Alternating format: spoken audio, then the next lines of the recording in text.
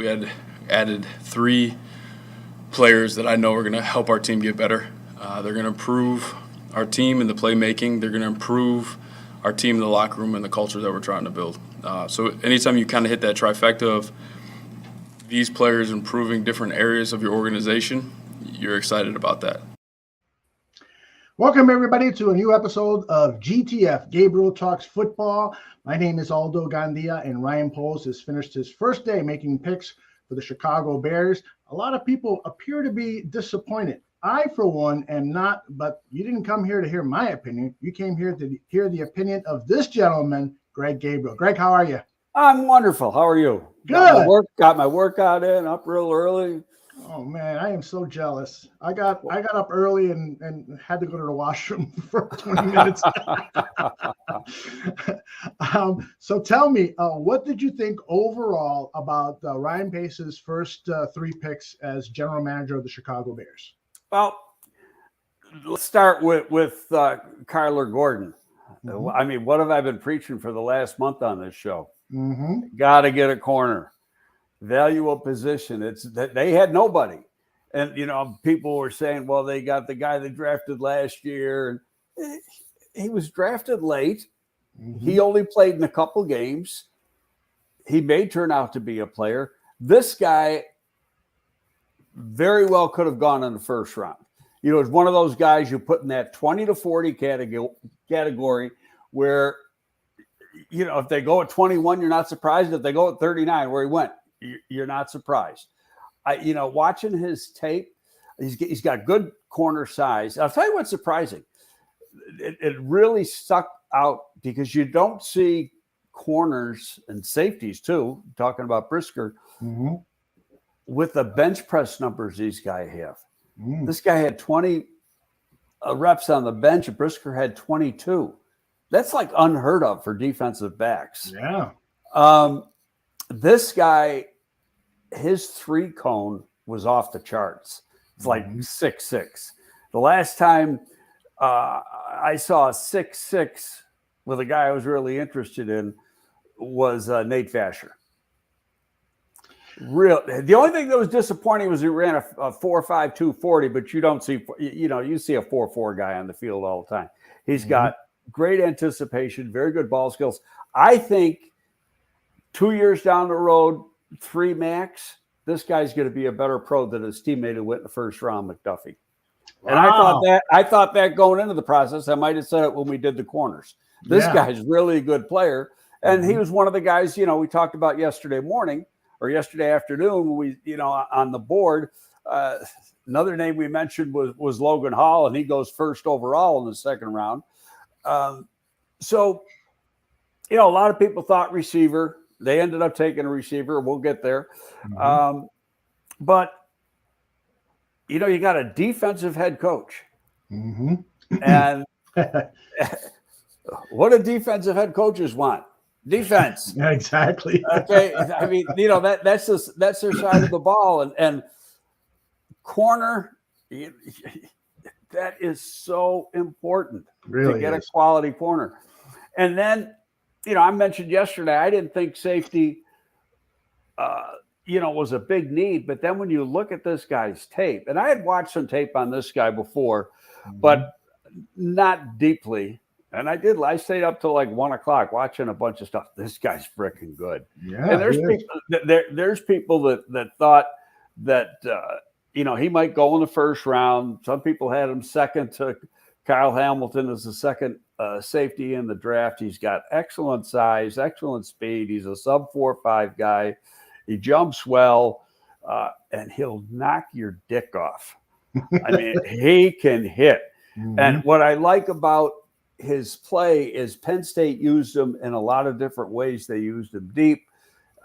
They used him up in the box. They used him as a dime linebacker. And Chris Watt said, I wanted more offense. There's more picks today. Mm-hmm. Be patient, Chris. And I'm going to tell you what I think is going to happen, too, over the course of the next 3 or 4 days. But anyway, I think it got down to value here, that where he was on their board it was no, we're not passing them up. We got too good of a grade on them. Mm-hmm. You know, they very well. I know. I was texting back and forth with Ballard after he took my guy Alec Pierce, Mm-hmm. and you know, I said, "You mother," and he said, He goes, "I thought Chicago was going to take him."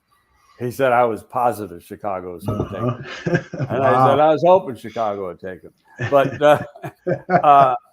but I mean, he wouldn't have lasted till that third round pick anyway, so it didn't matter. But the important thing is you got 2 starters. Mm-hmm. Okay, so now let's go to the third pick, and there's people that don't like this guy. Right. You know, when we did the receivers, I had him up as a possible third round guy. Mm-hmm. I really liked his tape. Big play guy, can run like a deer. Second fastest wide receiver at the combine. He claims he's in the 4.2s all day. And he even put out a video this morning on Twitter. He goes, "You're running a straight line, and that's a 4.2." And I don't know if you saw it. Yes. The tweet, you know, where he weaved off to the side a little bit about 5 steps into his run. You know, so theoretically he ran 42, 43 yards. Right. He said the difference between 4.2 and 4.31 is a straight line, and he veered off that straight line a little. Yeah. But this guy's personally, as a pure receiver who probably could come in and start at X right away, Jalen Tolbert from South Alabama was a better receiver. Yeah. Okay. I'm not gonna argue that point. Mm-hmm. But Jalen Tolbert doesn't have 2 things this guy has. Speed. This guy's 0.2 of a second faster. 0.2 of a second is a lot. Mm-hmm. Okay. And number 2, he's the best return guy in college football last year. Yeah. And that's it's a huge part of the game. Right. And the Bears don't have a guy to return kicks. So, you know, you're really filling 2 needs. And I went back this morning, I'm thinking about it, and it hit me. This is Devin. And we took a lot of heat for Devin because Devin didn't have a position. Mm-hmm. When we took Devin in 2006, he played defensive back, wide receiver, and running back at Miami. A different position every year. They never could find a position. And the coaching staff wasn't that high on him. The coaching staff at Miami, mm-hmm. they knew he was a great athlete, but as a football player, they didn't know what the hell he was. And to tell you the truth, we didn't know either. We knew he could return kicks. Yeah, you know, and we drafted him to be DB, to be a DB, a corner, but he was like the 5th corner as his rookie year.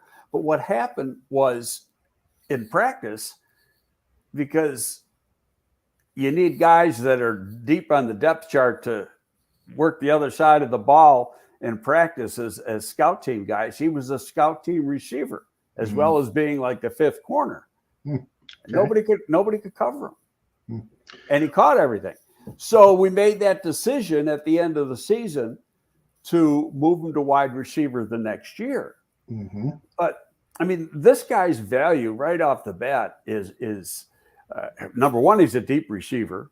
Mm-hmm. He's very good after the catch. And if you look at the traits of the Green Bay guys want for their receivers, it's run after the catch. That's what this guy does. Exactly. He runs after the catch. Right. And he's one of the best run after the catch guys in college football. Now, people could complain all they want. I don't give a damn. You know, the guy's a good football player. And I don't care that he's 25, especially because of the way contracts are now. Kyle Long was 25. Yeah.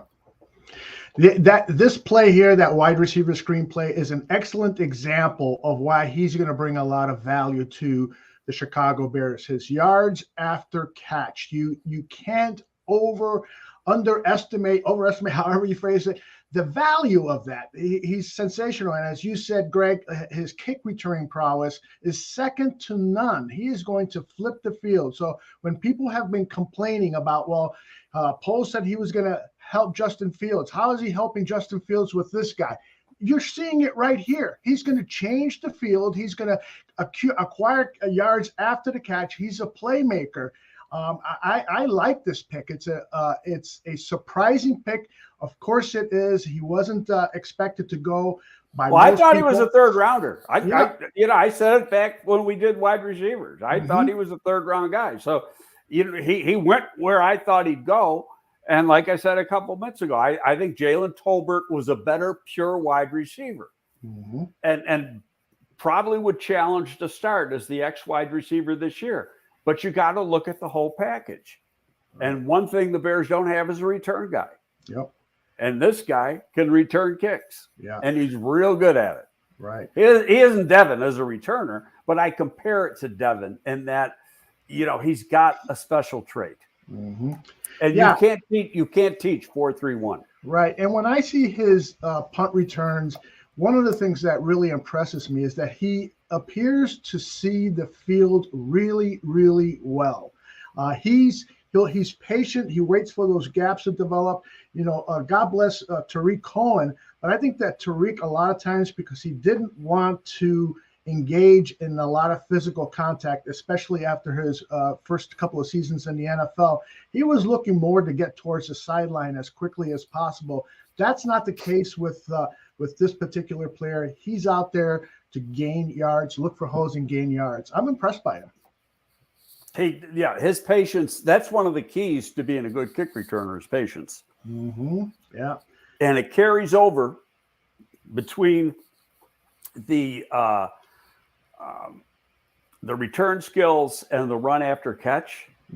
They kind of go hand in hand. And this guy gets the ball in his hands and he makes things happen. So is that going to help the offense? Yeah. And you know what? I think they're going to take another receiver today anyway. Yeah. So I'm with you. And there's a few guys out there that I really like. So, we got to see how it falls. You don't have a pick in the fourth round unless the only way you get a pick in the fourth round is if you trade next year's third. Right. And it wouldn't shock me if he did it, but, he's trying to hold on to capital. Yeah. PZ says, well, let's see all of the tape, including the lowlights. And yeah, he is not by any means a 100% polished player. Some of the knocks on him is that he has a very limited knowledge of the route tree. But as Ryan Poles said yesterday, we're going to develop packages for him that are going to make the defense worry where he is because of that 4-3 speed.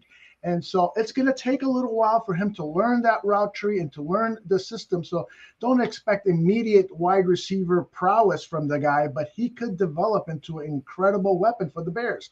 He's not a first round pick. He's a third round pick. Right. Now get that. If you get this guy 7 touches a game between receptions and returns, maybe 8 touches a game, he's going to make something happen. There you go. And that's all you can ask for. That really is all you can ask for. And again, back to your point about the age factor. So many people were bringing up the age. To me, it's like, why is that even an issue? Now, if he was 28, 29, I'd be a little concerned. He's 25. He's got 5, 6, 7 years of great football ahead of him if he stays injury free. So I don't think the age thing is an issue. He's a wide receiver. He's not a running back whose legs take a huge beating,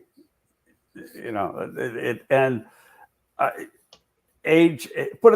He's 20. He's going to be 25 in another 2 weeks. He still ran 4.31, and like I said, the only receiver to run any faster was the guy New England took, Thornton from Baylor. All right, let's talk about the other 2 picks, starting with the first one, Kyler Gordon. Jimmy asked a question, can you explain, Greg, how is Gordon better than Andrew Booth? Well, I'm going to tell you what some people told me around the league. Andrew Booth never goes to practice. He's always missing practice. I know one team went in 3 separate times to watch him practice. He was missing practice all 3 times. He just had a double hernia surgery. He's had a variety of injuries throughout his career at Clemson.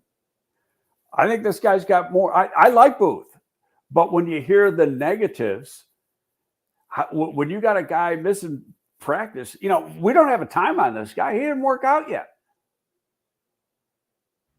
Yes. Why? Because he was hurt, and he kept putting off the surgery. He just had the surgery a couple of weeks ago. Mm-hmm. So when's he going to be ready? Right, exactly. One of the things that I was super impressed with Ryan Poles with yesterday when he was talking about these 3 picks is that he spent time talking about character. And all 3 of these guys are going to be, if they deliver as promised, outstanding character people. Kyler Gordon loves football. He loves to practice. He loves to lead. He is the type of guy who is going to help immediately change this culture. Last night, I talked a little bit about how he is sort of the complement to David Montgomery on the offense, where when Montgomery was in college, he was lifting weights at 10 p.m. He started off by himself. A few weeks later, there was 20, 30 guys from the team lifting weights with him at that same time. Gordon represents that same type of character on the defense, which is another reason why I like him. And then one other quick point about Gordon is that he was in all of the simulations that the Bears ran, he was available, not all of them, but most of the time he was available at 39, and they scoffed at that. There's no way he's going to be available at 39. And when he was available at 39, they were so happy. It was a great moment for I was surprised because, he was one of the guys, Logan Hall being another, that kind of jumped out at me. Mm-hmm. And I thought, because of the value of the position, that some quarterbacks would go then. They waited around. They took them all in the 3rd round. And, happy for the teams that did that. That Pittsburgh probably overdrafted Pickett. But, as we said yesterday, if anybody knows Pittsburgh, it's the Steelers. Or anybody knows Pickett, it's the Steelers. Mm-hmm. They share the same damn building. Mm-hmm. So, they've been around this kid for years. Mm-hmm. Yeah, it's he's real impressive. I've got some tape to share with you as we continue to talk about his traits and what we can expect him to bring to Soldier Field and the Chicago Bears. Here is Pickett with the circle down at the bottom of the screen. Yeah, this is an off coverage right here. Yeah. And he plants on the ball, gets the interception. Mm-hmm. Read that perfectly. You can tell that he puts into film work too. Right. And he's got, what am I big on with DBs? Arm length. He's got a long arm. Yeah. Here he is again on that same play. Long arms. Speaking of long arms, Roger McCree was picked before Kyler Gordon. You think that's going to be a mistake? Yep. He's going to be a nickel. I mean, there's no question he's going to be a nickel. If I'm an offensive coordinator, I move my tall receiver inside on him. Yeah, I love this play here. Watch the way he knocks the ball. You're talking about long arms. This is where long arms comes to play right there. Look at that. Woo. Yep. Sweet. Yeah, but the best play, and I hope you got it, is the back shoulder interception. I think it's on this reel. If not, I'll find it and cue it up. But yeah, that was another breakup that was, pretty damn good, and he got it because of his length. Mm-hmm. Yeah, long arms. Look at that. He can. What was it they used to say about Richard Dent? He could reach over his shoulder and get his wallet. Walter Payton. Here's that interception. That's that it. Back shoulder interception. That's it. Sensational. My term is you can tie your shoes standing up. Oh, look at that. Oh my goodness. That is just gorgeous. Ladies and gentlemen, your new Chicago Bear. You got to be excited by that. I'm psyched. I am really psyched. All right. So now let us talk about this safety. This guy is quite the specimen. I have to just go back and say, I do believe that this safety room is still in need of talent. I'm not completely sold that Eddie Jackson is going to bounce back. But adding this guy is a big time. Well, see, this is what he does right there. He can play in the box like he did on that play, Mm-hmm. and he's effective rushing the passer on those delayed blitzes. Mm-hmm. He can play in man coverage. He's got the range from the hash to the sideline to make the play. He wears 2 different numbers in these tapes. He wears number 7 one year, number 1, I think, this past year. Okay. And he will hit. And again, I mean, 22 reps in the bench. That tells you this guy, spends a lot of time in the weight room. That means he's like a 385 bench guy. Wow. That is great. And for a DB, yeah, damn right, that's great. Right. I think it was Brad Biggs who talked about the amount of yardage the Bears gave up in the air last season, the defense, and the addition of Gordon and now this young man, Brisker, should help alleviate that problem. So we'll take a look at one more. This is him in the box. It sort of reminds me a little bit of Adrian Amos. Well, no, he's a better athlete than Amos. Mm-hmm. And, I think he's got better overall cover skills than Adrian. Adrian, was a tough guy and could play in the box, but he didn't have the cover skills that this guy has. Mm-hmm. And don't forget, they got Adrian a lot later than they got this guy. Yeah, indeed. Outstanding. I mean, I'm hopeful. I am not going to be critical of this draft. I think that one of the things that the tape sometimes doesn't show is the character of players and the importance of character to a football team. And so when I heard Poles talk about these 3 young men and what they're going to bring to the team, both in the locker room and on the field, I'm encouraged by it. So what happens now, Greg, as we head into day 3 selection start in about 35 minutes? Is it 35 minutes or is it 11 o'clock or 10 o'clock? Oh, I'm sorry. I thought it was 10 a.m., but it might be 11 o'clock. No, I think it starts at 12 Eastern, 11 our time. Okay. All right. Okay, because I got to go to the grocery store. Don't screw me up there. I'm sorry. Got to get more popcorn. No, you like that, huh? Yeah, that was nice. I was sitting there watching, and my wife comes in with this big bowl of popcorn. Here, honey. She's great. That was terrific. My wife used to do that for me too, but she's suffering from hip surgery now, so she doesn't get around. So now you're bringing her bowl of popcorn. Exactly. Time for me to pay her back. So what does happen now? Is the team making any adjustments to the board? You don't make adjustments. But they got to sit and wait unless they can find a way to get in the 4th round. And like I said, right now, you could trade a player.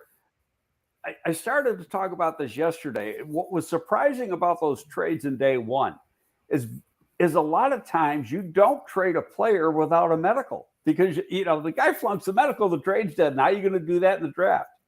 Because the trade's already been, the trade's been made. Yeah. So,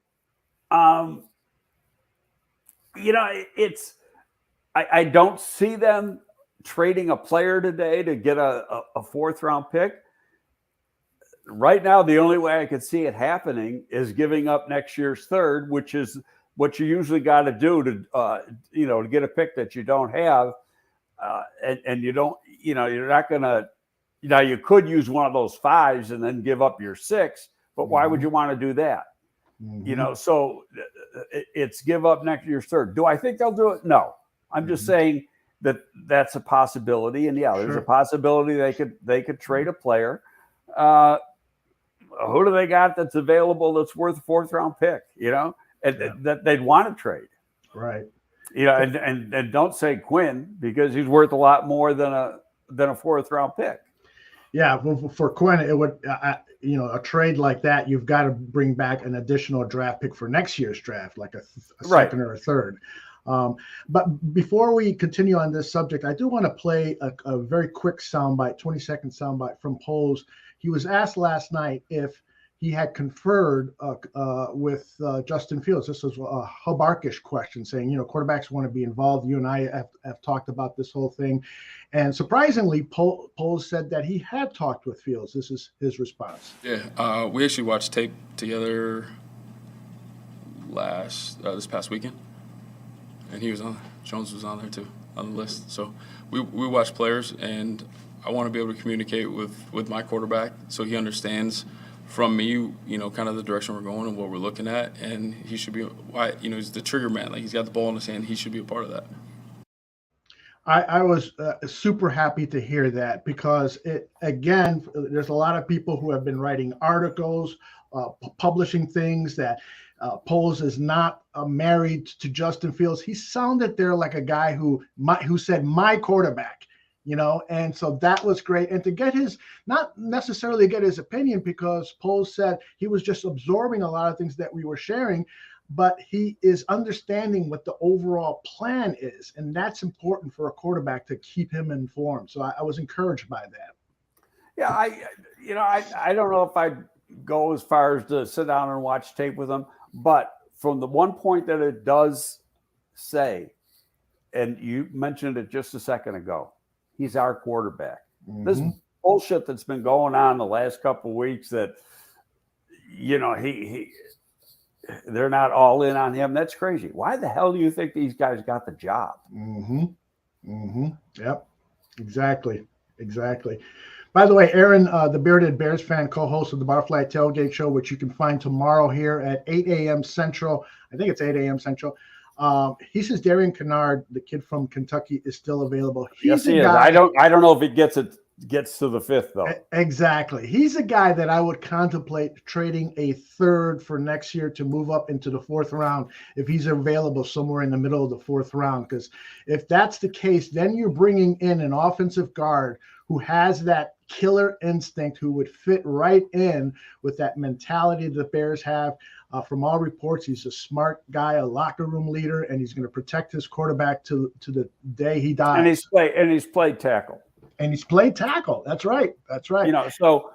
But there's one thing, these guys, going back to the Green Bay thing, they look for some athleticism, mm-hmm.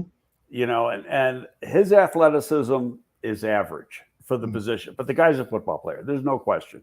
He's a tough football player. Here's how I got just some names, and I did this quickly before we went on the show. Wide receivers still available. Khalil Shakur from Boise, who is another really good run after the catch guy.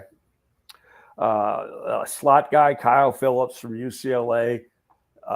Doesn't have great speed, but he has outstanding quickness. Mm-hmm. Here's the guy I want. Romeo Doubs from Nevada. Ooh, interesting. I've heard his name in the chat room a lot. Tell me why you like him. Well, if you go back and you look at the guys Green Bay's drafted at wide receiver, that's what this guy is. He's a tall, long, fast, vertical guy. Now, he's been hurt.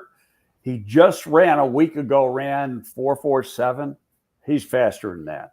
Mm-hmm. I was because he did not work out. They had 2 pro days. He kept pushing off because he had gotten hurt at the Senior Bowl or something. And he had a knee twist. It wasn't anything serious, but he just wasn't able to get to full speed. He's probably a legitimate 4.40 type guy, but he's 6'1.5", 6'2", real long arms. He's a vertical deep. No, he is Valdez-Scantling type guy. Mm-hmm. And that Green Bay used to take the vertical guy. He does have some ability or experience returning both punts and kicks, but he's not in Jones' class as a returner. At best, he's a backup returner in the NFL. You want him on your roster for that because he'll be able to play special teams. That's another thing. Go back about Jones, because Jones will probably be the 4th receiver as a rookie, plus the returner. But what's the 4th receiver got to do? He's got to be able to play teams. And what's Jones going to do? Play teams. Exactly. We're starting to get some questions in. Here's one from Rish Doggy Dog. Do you think that after minicamp, and you and I had talked about this on a previous show, do you think that after minicamp that the Bears coaches feel confident in our offensive line? I figure since they didn't select anyone, they feel decent about who they have now. I don't have an answer to that because my suspicion is they were going by their board. And the pick of Brisker says that. Mm-hmm. And so if they were going strictly need, they would have taken an offensive lineman. Now, there are some offensive linemen out there. tackles, you got Tom Zach from Wake Forest, Kellen Deesh from Arizona State. Now, I don't like Deesh as a tackle. His arms are too short. You know, he's like a 32.25-inch arm that's too short to play tackle. Can you get out of a game with him? Yes, but you don't want him to be a starter. So you got to move inside, and he's like 6'6" and change. So is he too tall to move inside? But he's a good football player. There's no question. I'll tell you a guy that I've done some work on, and the reason being is, have you watched that NFL 360 that Melissa Stark did? No, I have not. You know, and she did it on the Utah linebacker, and then this kid that I'm going to mention his name now. He went to Illinois. Is what's his name now? Shoot, I can't read my own writing. But anyway, this Valdir something, you know, from Illinois, and he's a big 6'6" guy, 3-year starter at left tackle, probably more of a right tackle, maybe even a guard in the NFL. But he's a solid player, and he's a leader, 4-year starter, 3.5-year starter at Illinois. You know, the guy's a good football player. And then there's a development guy. I'm sorry, go ahead. Just real quickly, Vidarian Lowe. One of the things one of the things that intrigued me about him, actually, that's not the player. I was thinking about Matt Wolotsko from North Dakota, who ran a 5:03.40. He's kind of an intriguing name that a lot of people have mentioned in the chat room. Have you taken a look at Wolotsko? Yeah. I'm not. I think he plays too tall. And he's got some waist bend to him, and I don't think he's strong enough in the lower body.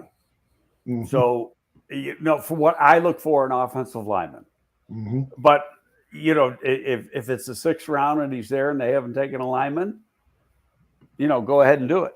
A developmental guy that's interesting. A part of this, you know, offensive linemen got to be pretty smart. So, Braxton Jones from Southern Utah. Okay. The traits are excellent. Big guy, real long, 35-inch arms. He's strong. He's athletic. He's real raw. So, you know, you're not expecting him to come in and start right away. And he ran the 40 under 5 seconds at 4.97 with a 1.69 10 yards. So he can get off the line of scrimmage. Yeah, no question. But he probably won't last till the 5th round either, just because of that. Then on guards, we got Kennard from Kentucky, and then a center who can play guard is Cam Jurgens from Nebraska. Now there's other guys. These are just names, you know, off the top of my head that you know, kind of jumped out. Defensive line, you know, I didn't like Perry and Winfrey early. And people but now, you know, you get them in the 5th round, it's a different story. Heck yeah. Okay. Sure. I'll tell you, the guy I saw during the year against Notre Dame, Matt Henniger from Wisconsin. Another guy who can play the 3. Haskell Garrett from Ohio State. He'd be more of that one technique type guy. Thomas Booker from Stanford can play the 3. You know, he's not exactly what you want, but we're talking now later round pick guys. And then my guy, Myron Tagovailoa Amosa from Notre Dame. Yeah, you got the name right. Woo-hoo! Hey, you know, I practiced it this morning. Nailed it. Let's get a few more questions in here. Then I got one more. I'm sorry. Go ahead. There's some corners out there that are pretty damn good too. Okay, excellent. Okay, you got Kobe Bryant from Cincinnati. Zion McCollum from Sam Houston, big, tall, press corner guy. Yeah. Tariq Woolen from Texas San Antonio, he's a 6'3" press corner guy. We talked about these guys yesterday. Two guys from Alabama, Josh Joby and Jalen Armour Lloyd from Alabama. Both of those guys are pretty good football players. They'd be dead. They're not starters. Some of those other guys could challenge down the road to be starters. I think Joby and the other guy from Alabama are more backup types, but good football players. Yeah. Swanky has an interesting question, knowing, of course, that this rebuilding process, or whatever Ryan Poles wants to call it, is going to take more than 1 year. For instance, he said we chipped away at some of our problems in day 2. Swanky says, will the Bears wait until next year's first round to land perhaps a star tackle instead of wasting a pick on a developmental tackle today? Your thoughts? Well, who's to say they don't already have the 2 tackles? Mm-hmm. You know, that could be one of the reasons they didn't take an offensive lineman. And I go back to, what did they try to do in free agency? Mm-hmm. They gave the big money to Bates. Buffalo mentioned he's a guard. Yep. You know, so, you know, actions speak a lot louder than words. And the action said, we're gonna take an inside guy. Mm-hmm. So, you know, we got to see. It got to see how it plays out today. I also think that we talked about it off the air, that starting Tuesday, they could do it Monday, but I think starting Tuesday, you're going to see them sign some more veterans. And the reason being Tuesday is that on Tuesday, any veteran that is an unrestricted free agent doesn't count in the comp formula anymore. That's important, isn't it? Unless somebody turns around and signs Akeem Hicks on Monday, which is the last day, they're not going to get anybody anyway. But, you know, so there's a thing here. Nobody knew who Peanut Tillman is. We did. We had a first-round grade on him. That's right. But he's saying all the fans and stuff, the people like to criticize. That's good. All right. What about we got a question here from AC at EM. Naylor, not James Naylor. What's his name? From Michigan State, the wide receiver from Jalen Naylor. Jalen Naylor. Good special team guy. Depth wide receiver and he can run. There's a bunch of receivers. I stopped after Romeo Dews, but the next 3 names I had were Jalen Naylor from Michigan State, Kevin Austin from Notre Dame. Kevin Austin, you know, was like a borderline 5-star coming out of high school. And then between not having his grades straight and being a little bit of a screw up for Notre Dame's liking, you know, he never really saw the field until last year. And he was Notre Dame's leading receiver last year. And he's a big guy. He's 6'2" and change, 200 some odd pounds, runs a 4.3 or a low 4.4. He's still raw. He's not a return guy, but, you know, he's a deep threat.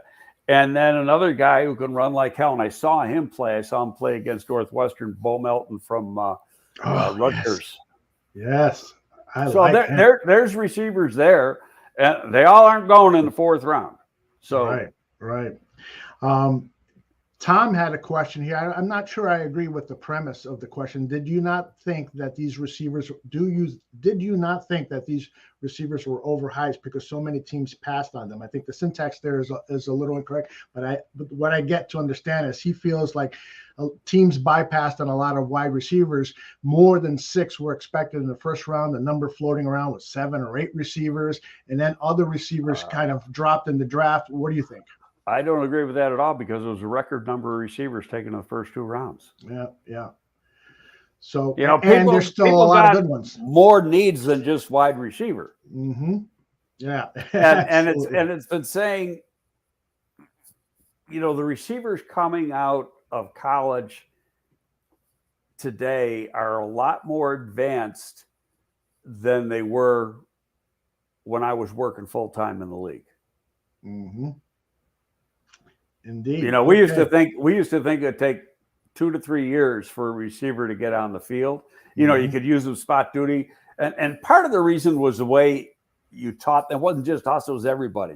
You know, you brought them in and you knew they were going to be a backup, and you taught them 3 positions. Well, hell, their head's swimming because they got to learn the route tree from 3 different positions. And then when you go in and you're playing slow because you just don't understand or totally get it, And so you could be a 4-3 guy and you're playing 4-7 because of that. And then, but now what they're doing, you're keeping more receivers and you're locking one position, as a rookie.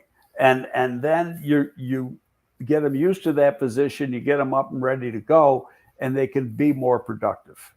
Okay. A name that Bears fans have been talking about for months now, and they're talking about him now.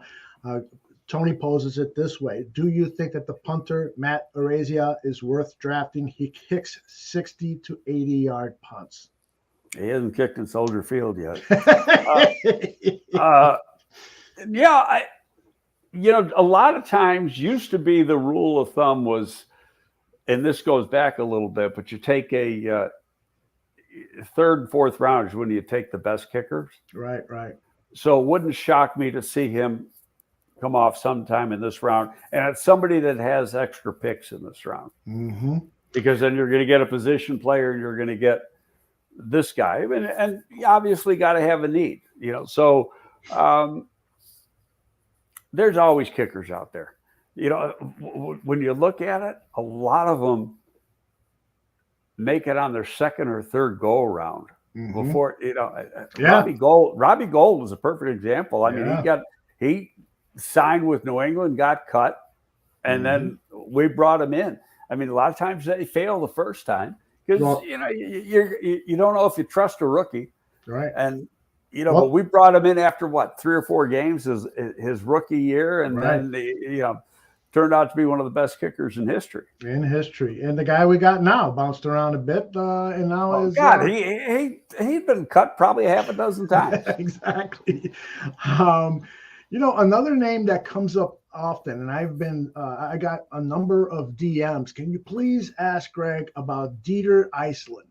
He is the guy who played in, I think it was Austria or Germany. He was on the Barroom Network show after he was acquired. He played at Yale. Yale, that's right. Super smart, great guy. Yep. He's been on the practice squad now for, I want to say, 2 or 3 seasons. What have you heard about him? Do you think that I haven't heard anything, but I liked him when they signed him. Okay. He was a dominant player in the Ivy League. Now, granted, he's not going against the greatest competition every week, but he was dominating that competition. He's a strong guy. He's got excellent size. It's going to get down to what's his coaching staff think. And, you still got Bears fans probably aren't going to like him because he came into one game last year and, and he stunk. But Simmons from Tennessee State, who they drafted 2 years ago, but he played pretty good in the preseason. Then he has to play in a game at a position that he had never played live before. And he gave up some sacks and he looked awful. But, I went back and watched tape of him. And this is after they drafted him because I didn't know him before then. And this guy played like 3 different positions in college along the line at Tennessee State. Now, again, you're not getting the coaching at Tennessee State, and you're not playing against the competition that you are at a Power 5 school, but the talent is there. And it's up to the coaches to develop this talent. So what we don't know is that this new group of offensive coaches, and you got 2 new offensive line coaches, they could have seen things from Iceland and the Simmons during last week's mini camp and this week during the off-season program that they like. Yeah. And so, I think the Bears are going to turn around and tell us that? No, they're not going to say a word. Yeah. They're definitely not going to say a word. It's interesting how, perhaps it could end up being one of the biggest surprises of Ryan Poles' GM career was selecting the safety. I mean, that came out of nowhere. Nobody expected that. And he could end up being a great surprise for the if he turns around and starts this year as a rookie, it's a good pick. End of discussion. Absolutely. Okay, now there's one guard out there, a veteran guard. Some people got, the Bears probably trying to go out and sign Eric Fisher. Eric Fisher's played his best football. It's way behind him. Right. Okay. And Right. if anybody knows Eric Fisher, it's Ryan Poles. Mm-hmm. Because he was at Kansas City for a long time. Kansas City let him go. Right. The Colts signed him last year. They let him go. Mm-hmm. You know, they didn't bring him back. So I don't know if that's the best guy. Now, there's a guy, he did not have a great season last year. Now, you look at some of the flashes, and the flashes are outstanding. And he's been to 5 Pro Bowls, and he's only 28 years old, be 29 in camp, is Trey Turner. Mm-hmm. And Trey Turner played Former Steeler. Played for the Steelers last year. Mm-hmm. Before that, he was with Carolina, and he was a Pro Bowler with Carolina. Last year, he was assistant offensive line coach, and then he became the offensive line coach because they lost their guy with 4 games to go. So, you know, Chris Morgan was his coach last year at Pittsburgh. So the Bears know him. Now, you know, Morgan might not like the guy. I don't have the answer to that. Mm-hmm. But he's on the street. He's a UFA. And this guy has played for the Bears offensive line coach. So I think that is a name just to watch. Again, if we knew what Morgan thought of him, that would be a different story. Mm-hmm. But I think it's a name to watch because he is a right guard.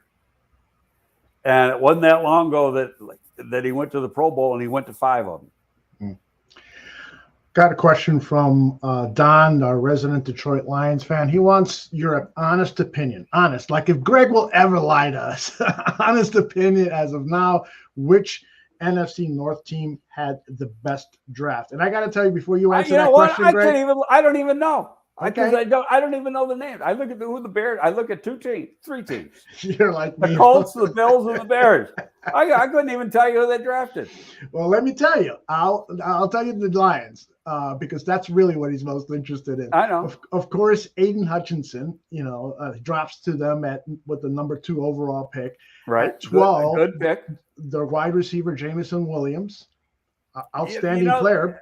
Yeah, the only problem I have with Jamison Williams is he might miss half the season. Yeah. And he's coming off. Yeah.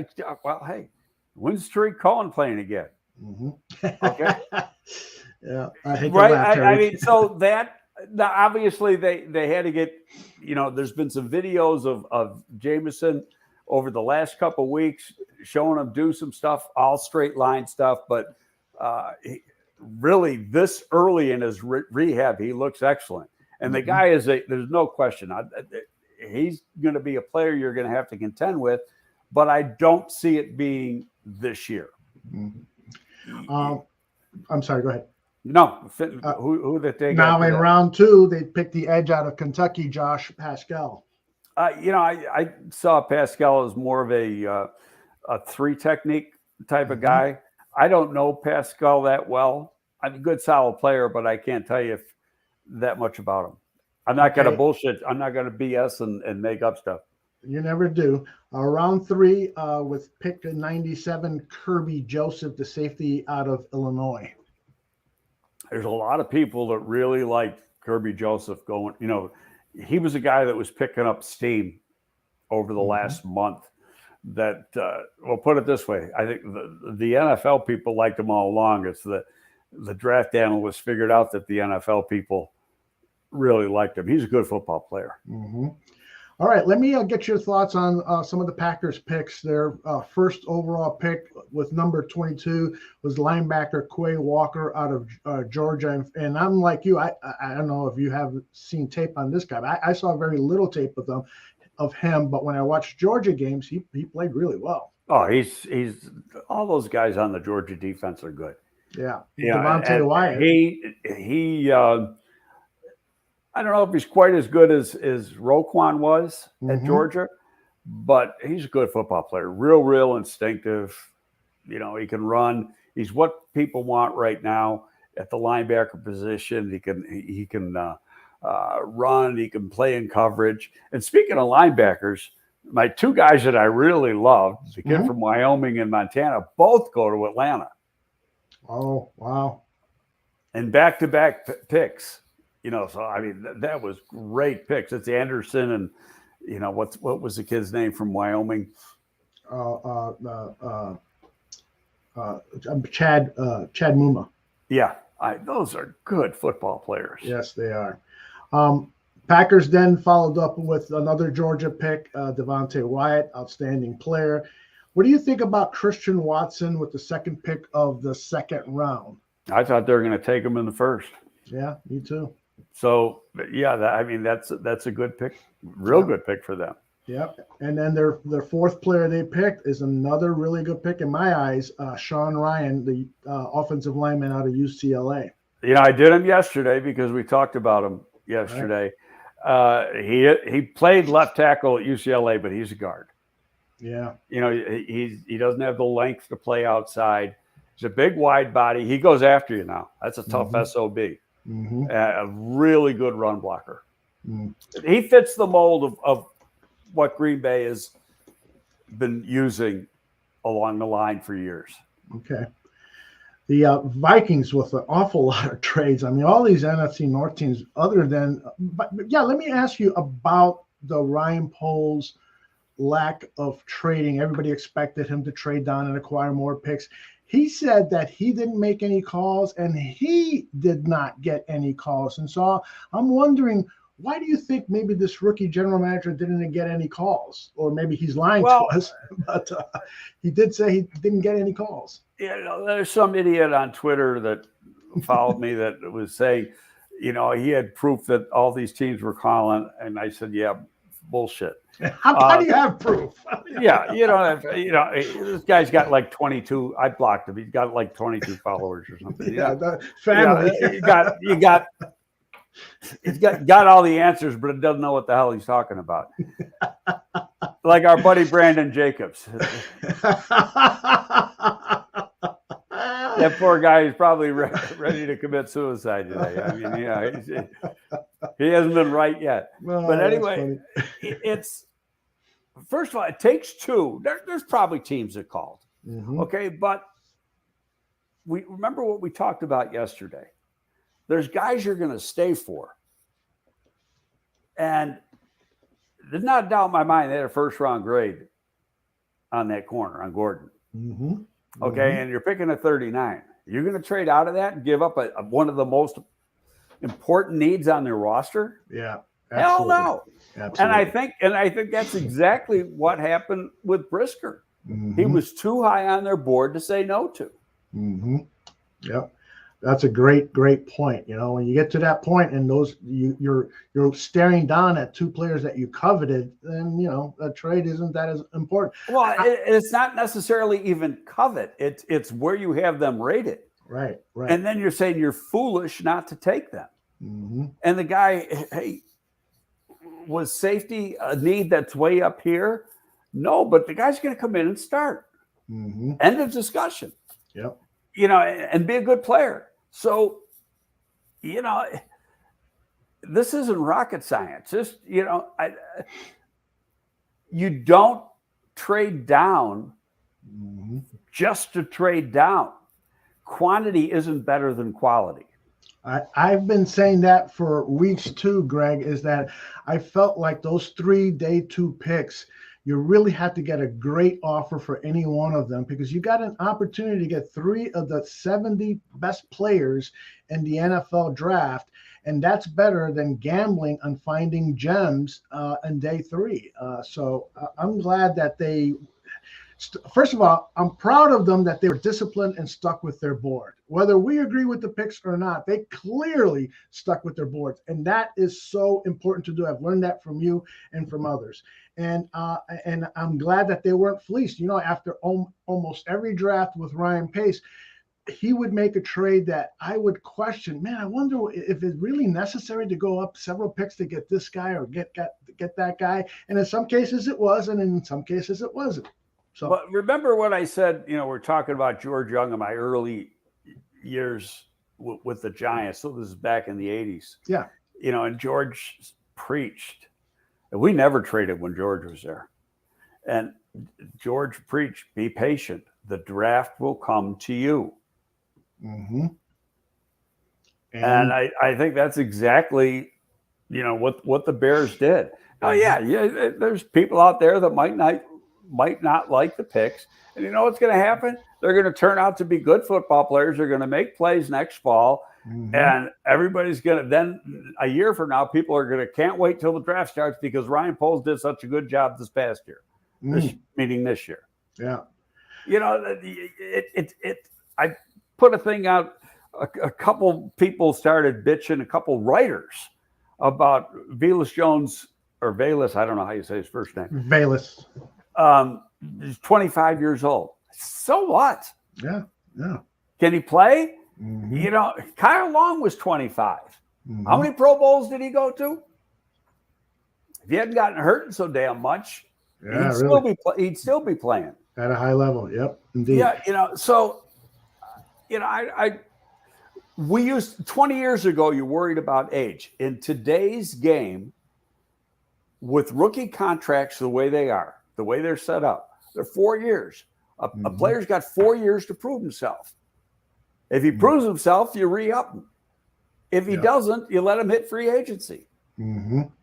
It's real simple. So you're thinking, with this guy, you're thinking 25, 26, 27, 28. Now, and part of that is at 25, he's more mature than a 21-year-old, 22-year-old. Exactly. Michael Halatak, a name from the past. Overall thoughts about Ryan Poles and how he is doing overall. Halatak says he is impressed. No, I like it. Like I say, I don't want to say question. I just say if you're looking for a pure receiver, I think Tolbert was a better player at number 3. I got no problem with the two defensive backs because those guys are really good football players. And that's what you're trying to do, collect football players in the draft. Yep. And, Tolbert could come in and start at X today. But he doesn't have the speed, and I know I'm repeating myself. He doesn't have the speed that Jones has, and he doesn't have the return skills, and they'd still be without a return guy.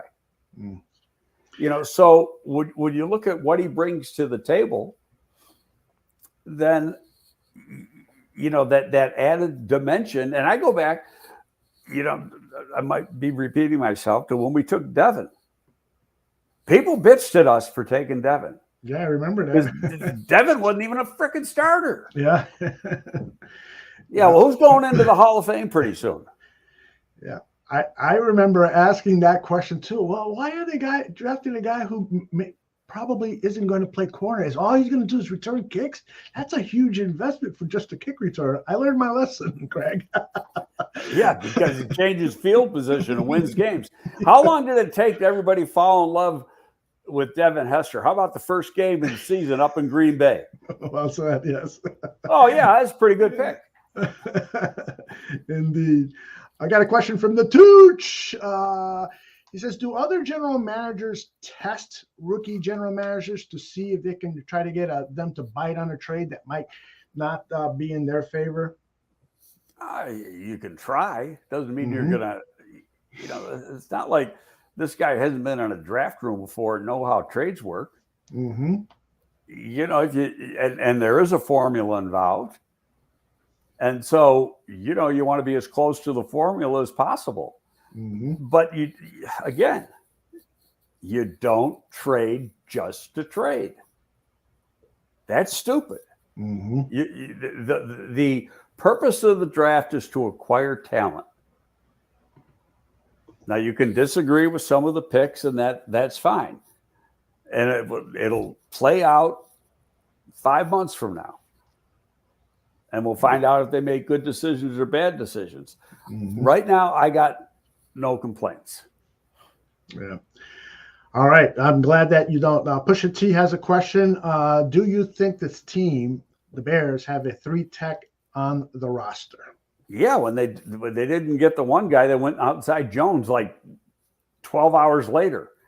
And they've got Mario Edwards. You really are high on Edwards being a good I've always thought that's exactly what he was. Because he was playing 5 and he's an undersized 5. And he was highly thought of coming out of college. Mm-hmm. Chris Watts has described you as the Yoda of scouting. You know who Yoda is, Greg? Yoda. Yeah.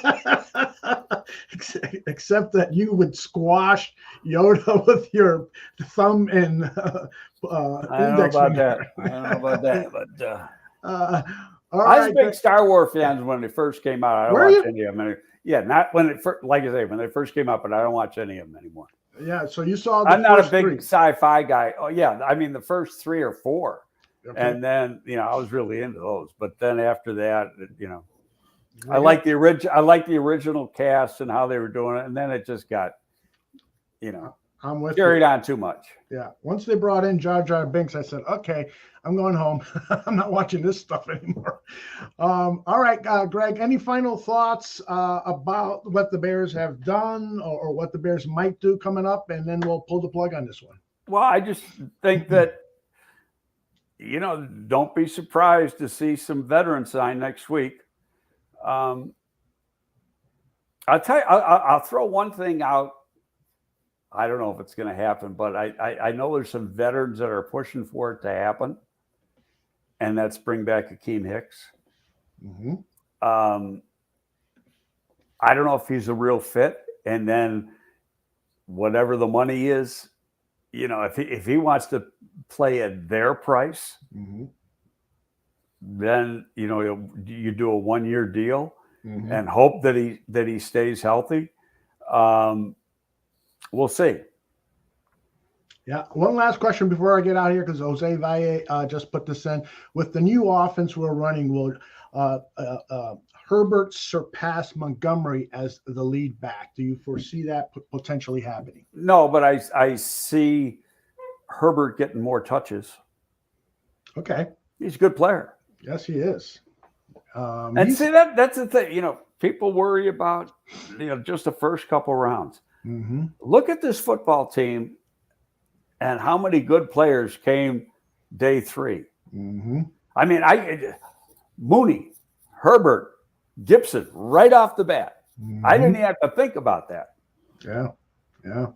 It's true. I mean, you can build winning teams with mid-late round draft picks. Richard Dent was an 8th round draft pick. In fairness, when Richard Dent was drafted, he went to the HBSU schools, Mm-hmm. and those guys had it been 8-9 years later, they would have been at, he wouldn't have been at Jackson State. He would have been at, Alabama or Mississippi State Mm-hmm. or something like that, because those guys just weren't going to those schools. Yeah, right. And, but a great, Richard Dent was a great football player. And that's why you don't see as many kids drafted out of those schools, because they're all at the big schools. You don't have that problem anymore with the integration. Mm-hmm. Yeah, and the other thing about Richard Dent, when he was playing college football, he was undersized. Didn't have put a lot of weight, and then what they discovered is that he had awful teeth. Teeth, right? I remember that. Yeah, the Bears, I think, paid to get that corrected, and he put on. Poor guy had to sit in that dental chair and get a lot of Novocaine. Oh man, he's probably MF-ing the Bears. I'm going to be drinking my Novocaine after this draft is over and celebrate all of the barroom's great work, starting with you, Greg Gabriel. You're the absolute best. I'm very fortunate to have gone through this process with you. And we got a lot of more shows coming up during the off season and into the season. It's going to be a heck of a way to follow this version of the Chicago Bears with Gabriel Talks Football right here on the Barroom Network. Greg, I will see you on Monday morning, and we'll talk about the undrafted free agents and anything else that's. I'll talk about all these guys day 3 too. So exactly. All right, brother. Have a good weekend. Okay, buddy. See you later. All right. Bye-bye, everybody. Bye-bye.